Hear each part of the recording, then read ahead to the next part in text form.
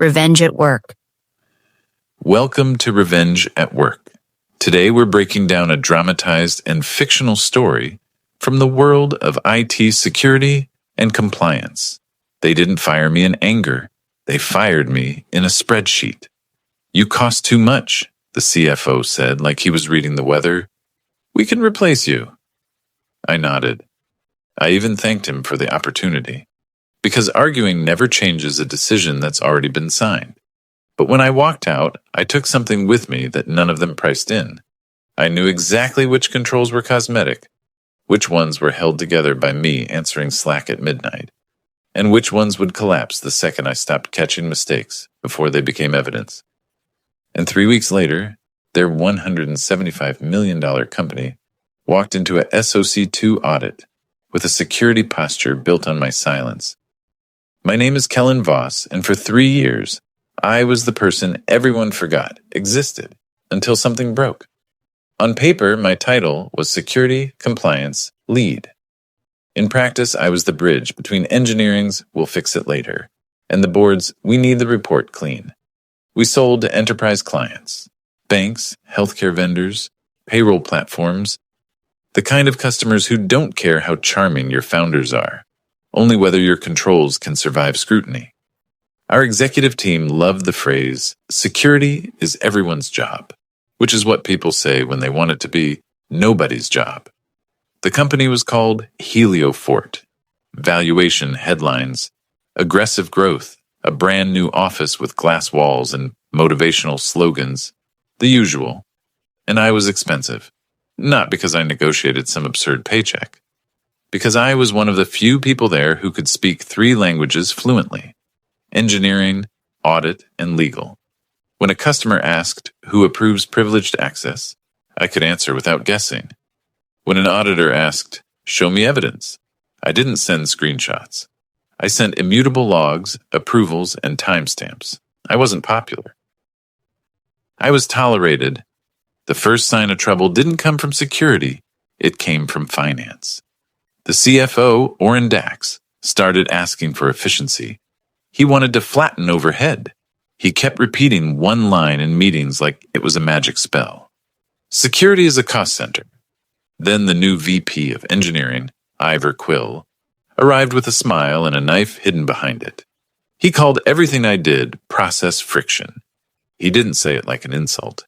He said it like a diagnosis. One Monday morning, I got invited to a meeting called Comp Review. No agenda, no HR partner listed, just Orrin, Ivor, and the CEO, Maris Holt. Maris opened with a compliment. "Kellen, you've built a strong framework here." That's how they start when they're about to remove you from it. Orrin slid a printed sheet across the table. "My salary, my benefits, my burdened cost." "You cost too much," he said. "We can outsource compliance. We can automate evidence. Tools are better now." Ivor leaned back and added, "And engineering can own the rest. We don't need a gatekeeper." Gatekeeper. Right. I asked one question, calm and polite. Who will own the control exceptions log and remediation tracking during the SOC 2 Type 2 window? Orrin smiled like I'd asked where he kept his socks. "We'll be fine," he said. "We have policies." Policies, not evidence. Maris ended it with a tone that was meant to sound compassionate. "This isn't personal. It's just economics." And that's the moment I understood something. They weren't removing a person. They were removing friction. So I did what I always did. I documented, not to punish, not to threaten, to protect myself. I asked for my separation terms in writing, including my final day, my access revocation timeline, and who would be assigned as control owner for each domain I managed. They agreed, because confident people agree quickly. I signed, I shook hands, I walked out. And as the elevator doors closed, I looked down at the badge still clipped to my belt and thought, if they want a cheaper version of me, they're about to learn what cheaper costs. The first thing I learned after I left Heliofort was this. A company can delete your account in minutes, but it takes weeks to delete what you knew. My access went dark that afternoon. Email, Slack, Jira. All gone. Clean cut. But my phone still worked. And the very next morning, it started buzzing with the kind of messages people send when the building is on fire, quietly from the parking lot. It came from Sarah Malkin, one of the few engineers who never treated security like a joke. "Did they assign someone to your controls?" she wrote. I stared at it, thumb hovering because that question mattered more than it sounded. Controls don't exist on paper. They exist in a person's calendar, their habits, their follow-ups, their stubbornness. "No," I typed, "not in the meeting." 3 dots. Then, they assigned Ivor. That annoyed me in a way I couldn't explain to anyone outside that world. Because Ivor Quill didn't believe in controls. He believed in optics. He was the kind of leader who could turn a missing risk review into a slide that said, "In progress," then go to lunch like nothing happened. Sarah sent another message. "They turned off the alerting integration you fought to keep." I sat up straight. "What do you mean, turned off?" I wrote. "Pager notifications from the identity platform. They said it was too noisy. They want fewer escalations." Noisy. That's what leadership calls the sound of evidence forming. And then silence. The kind that means something's gone wrong. Because if you turn off alerts in a SOC 2 audit window, you're not reducing noise. You're reducing witnesses. I didn't respond right away. Not because I didn't care, because I was replaying the meeting in my head. Oren's smile, Maris's just economics, Ivor calling me a gatekeeper. They didn't just remove my salary. They removed the person who kept saying, "If it isn't logged, it didn't happen." That afternoon, I did something I hadn't done in months. I opened the folder on my personal drive labeled Exit Notes. Not company documents, not proprietary exports. My own work product, the risk register summary I maintained for leadership updates, my meeting notes, the dates I pushed for remediation, the unanswered requests, the receipts of effort. I organized it into one timeline, because if they decided to rewrite what happened, I wanted a clean line of truth. 2 days later, I got the first direct message from Ivor, not an apology, not a goodbye, a request. "Hey Kellen," he wrote, "quick question. Do you still have the mapping doc for privileged access approvals? Auditors are asking." I stared at the screen until the text blurred, because that doc existed. And it was only accurate if the process stayed intact. I asked one question back. "Who is the named control owner now?" He didn't answer. He tried a different approach. Friendly, casual. "Come on, help the team. You built this." There it was. They didn't want my role. They wanted my liability coverage. I breathed out slowly and typed the only response that kept me safe and kept the story honest. "I'm willing to advise under a paid contract with defined scope and written authority. Otherwise, please refer to the internal repository as of my final day." His reply came fast. "Unbelievable. This is why you didn't fit here." That line should have hurt more than it did. But it didn't. Because the moment he said it, something inside me stopped trying to be understood by people like him. That night, I stopped being the hero. Then Sarah sent one more message, short, sharp, and terrifying in its simplicity. They told people to stop putting things in writing. And I knew exactly what was coming next. When leadership tells you to stop writing, it means they've already decided who they're going to blame. The first real crack didn't show up in a report. It showed up in a voice note from Sarah that she deleted 10 seconds after sending. Her words were fast, tight, like she was talking while walking. "They're scrambling," she said. "Audit is asking for evidence trails, not policy docs. Evidence." I replayed it twice. "Because every company says they're SOC 2 ready. Very few are evidence ready." Sarah sent a second message, typed this time. "They're blaming you." My jaw clenched so hard it hurt. I didn't ask, "Why would they do that?" I asked the only question that mattered. "What exactly are they saying?" She hesitated, then, "That your controls were overbuilt, that you made everything dependent on you, that no one understands your process." I sat in my kitchen staring at that text until the screen dimmed. Overbuilt? Dependent? No one understands. Those weren't complaints. Those were a narrative. And a narrative in a high-stakes audit season isn't gossip. It's a weapon. I didn't rage text her back. I didn't tell her to fight anyone. I asked, "Are they still logging access changes?" Sarah replied, "Yes, but..." "Kellen, I saw ticket dates shift, like someone edited remediation history." I felt my stomach drop, because the SOC 2 Type 2 window is all about what happened over time. And if someone starts shifting dates, they're not just failing controls. They're tampering with the story the controls are supposed to prove. I realized I'd been saving people who never wanted saving. Not because they were evil, because they were addicted to speed and allergic to accountability. And now that I was gone, the only thing left was the truth. Unbuffered. That evening, I pulled up the separation agreement on my laptop. There was a paragraph most people ignore because it looks like legal boilerplate. The part that says you can communicate with oversight, regulators, or counsel about compliance concerns without violating confidentiality. It didn't give me power. It gave me protection. I didn't want revenge. Not yet. I wanted insulation. Because the way corporate blame works is simple. If the building catches fire, they don't look for the match. They look for the person whose name is easiest to write on the incident report. I opened a blank document and wrote a memo the way auditors respect. No emotion, no insults, no assumptions, just facts, sequence, and risk. My final day and the control ownership status at exit.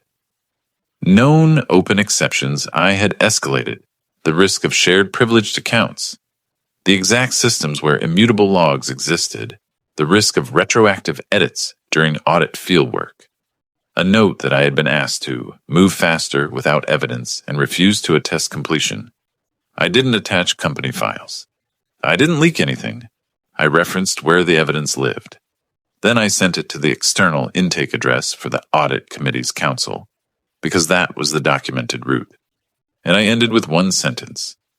I'm available to clarify facts if requested. I'm not requesting action. I'm preserving accuracy. I hit send. I didn't feel relief. Not yet. I felt like I'd just placed a sealed envelope on a table in a room where nobody wanted paper to exist. But that was just the beginning. 2 days later, my phone rang from a number I didn't recognize. I almost let it go to voicemail. Then I answered. A calm woman's voice said, "Mr. Voss, this is Nadia Surratt. I'm the independent auditor assigned to review governance concerns related to Helio Fort." Independent. Not HR, not legal, not a manager with a grudge. Someone whose job was to follow evidence wherever it led. Oh, my heartbeat slowed instead of spiking. "Yes," I said. "What do you need?" She didn't waste time. "I need you to explain who owned the access approval controls when you left, and whether any processes were informal, dependent on you personally, rather than documented procedure." In other words, she was asking, were you the problem, or were you the thing keeping the problem hidden? I looked out my window at the street, calm and ordinary, and felt the first clean spark of satisfaction. They thought I was gone. I wasn't. And now someone official was asking questions they couldn't charm their way out of. Nadia didn't treat me like a disgruntled ex-employee. She treated me like a witness. Her first email was 3 lines, no fluff. "Please confirm dates of employment, final day of system access, and name control owners at time of departure. Also confirm whether you were requested to attest to controls without evidence." That last part wasn't a question people ask unless something already smells wrong. I replied the same way I always worked. Short, precise, boring, dates, titles, ownership map, what I knew, what I didn't know. Then I added one sentence that mattered more than everything else. All privileged access changes and evidence artifacts are recorded in systems with immutable logging, including identity management, audit logs, and ticketing history. I didn't accuse anyone, I just pointed to the trail. The next morning, Sarah texted, "They locked down ticket edits." 2 minutes later, legal hold. That's when the building started shaking. A legal hold is the corporate version of a siren. It means someone with authority believes records might be altered, deleted, or conveniently cleaned up. And suddenly the people who told everyone to stop putting things in writing were forced to preserve every word. I didn't celebrate. I didn't even smile, because I knew what was about to happen next. Chaos. The type that doesn't look like yelling. It looks like calendar invites that multiply overnight. Evidence review. Control owner alignment. Executive risk sync. Incident retrospective. Sarah called me from her car again, voice low. "They're pulling access logs," she said, like serious pulling. "Not screenshots, exports." I asked, "Who's leading it?" She paused. "Board counsel is on the calls." That was the moment I knew this was no longer internal politics. If board counsel is in the loop, it means the company is protecting itself from its own leadership. Then Sarah said the sentence that made my chest go tight was something like justice. They escorted Ivor out, just like that. No farewell email, no LinkedIn praise post. 1 minute, he was the loudest person in every room. The next, he was a liability, being removed before he could speak. And the thing is, companies don't do that because someone is unpleasant. They do it because evidence is about to land on a table and nobody wants to be sitting next to it. An hour after that, my phone rang. This time the number was familiar. Maris Holt, the CEO. Her tone was softer than I remembered, carefully human, like she'd practiced sounding like a person who cared. "Kellen," she said, "we're in a difficult situation." I let silence sit for a second. Not to be dramatic, because silence makes people fill space with truth. She continued, "We need continuity. We need stability. Would you consider helping us on a short-term advisory basis?" There it was. Not, "We were wrong." Not, "We treated you unfairly." Just, "We need you now." I asked one question. "Who is accountable for the audit response today?" She didn't answer immediately. Then, like it hurt to say, "I am." Microcatharsis hit clean and sharp. The person who called my job expensive was now personally holding the cost. I didn't gloat. I didn't punish. I set terms. I can support under a written advisory agreement. Defined scope. Defined authority. All requests in writing. No side channels. She agreed too fast, because fear makes executives compliant. By the end of that week, Nadia requested a formal walkthrough of the control framework. What existed, what was missing, and what changed after my exit. And what changed after my exit was the point. Because SOC 2 doesn't punish you for being imperfect. It punishes you for pretending. The internal findings came in waves. Alerts disabled for noise reduction. Shared privileged account used for administrative actions. Ticket history modified during audit fieldwork. Control ownership reassigned without capability. Remediation marked complete without evidence. None of it was a dramatic villain twirling a mustache. It was worse. It was normal executive shortcuts, until an auditor forced those shortcuts into daylight. And the company didn't just fail the audit. It got the kind of result that triggers consequences. A delayed report, qualified findings, client notifications, remediation commitments that sales teams hate. Enterprise customers don't need a scandal to leave. They only need doubt. One major client paused renewal. Another demanded independent testing. Procurement teams started asking questions sales couldn't charm away. And for the first time, Heliofort's leadership stopped talking about moving fast, because speed is cheap until it turns into breach risk. If leadership ever asks you to stop writing things down, treat it like a smoke alarm, not a suggestion. Keep your timelines clean, keep your approvals traceable, and never attest to completion without evidence. Quiet documentation doesn't feel powerful in the moment, but it's the only thing that holds up when the room goes legal. Then Sarah sent one last text, that made me exhale for the first time in weeks. They're not saying your name anymore, which meant the narrative had changed, and now the only story left was the one the logs could prove. By the time the dust settled, Heliofort didn't look ruined from the outside. That's the thing people don't understand about corporate fallout. A company can be bleeding internally and still post smiling photos on its careers page. But inside, behind the glass and slogans, the place felt different, heavier, more careful. Sarah told me they stopped joking about audits. They stopped calling security overhead. They stopped using words like friction when they meant accountability, because now they knew what accountability costs when you try to outsource it to optimism. Nadia's final update didn't come in a dramatic phone call. It came as a short email with a document request attached.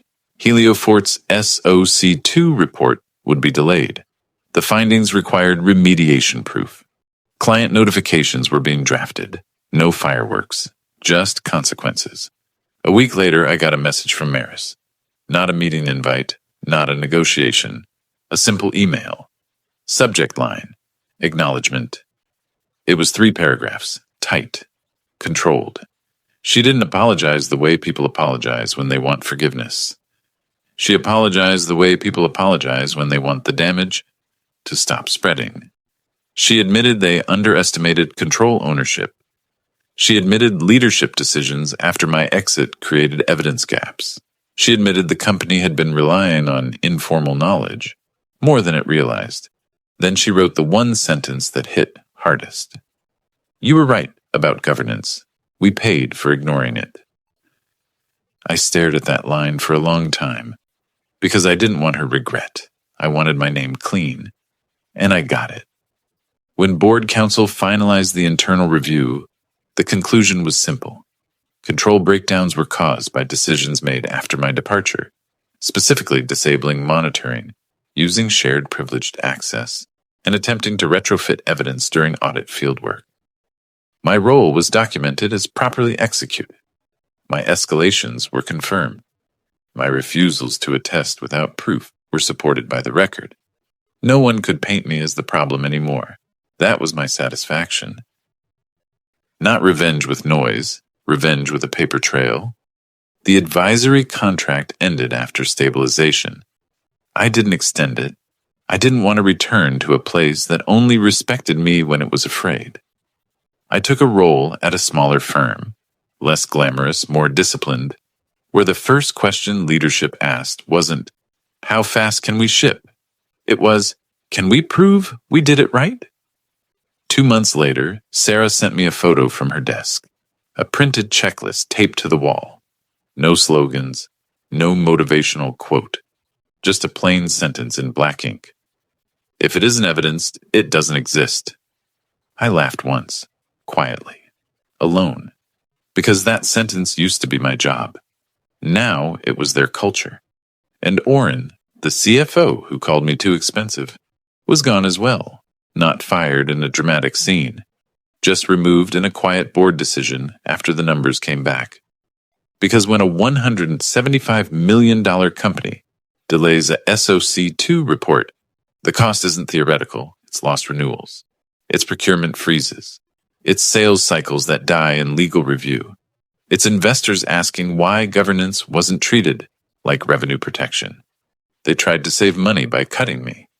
Instead, they bought the lesson at full price. And the last time I checked Heliofort's public updates, they were still growing. But now, when prospects asked about their controls, they didn't smile and wave at policy PDFs. They produced evidence. That's what I learned from all of it. Karma in an office isn't a dramatic explosion. It's an audit trail, patient, boring, and unstoppable. And if you ever hear the words, "you cost too much," from someone who thinks controls are optional, let them. Just make sure the truth is documented before you walk out the door.